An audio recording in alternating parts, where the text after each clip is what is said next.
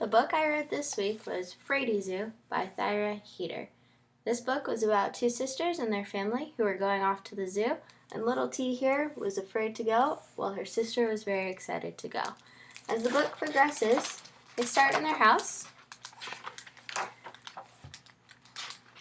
and her family dresses up in different objects found in the house to find animals that go along with the outfit. So here, the dad was an alligator for the letter A, and so on and so forth.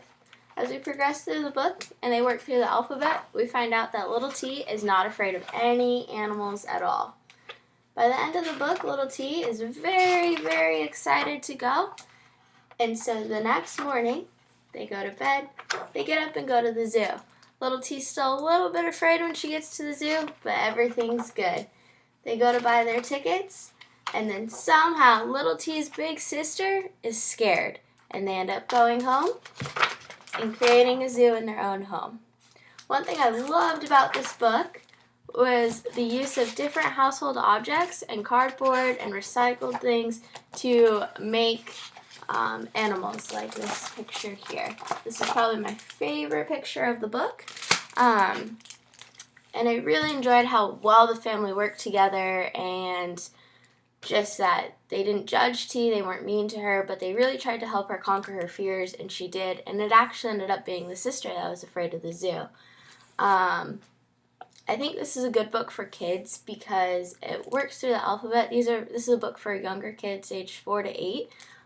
Works through the alphabet using different pictures than we're used to when we learn the alphabet. Things are a little bit more abstract, and at least for myself, I found I learned and remembered things better when they were different, not just normal.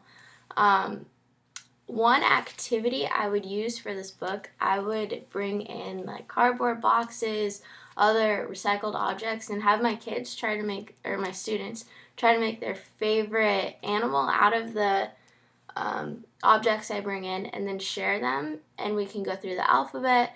I would also turn my classroom door into like a welcome sign for a zoo, and try to decorate my room and walls with animals and different zoo-like objects.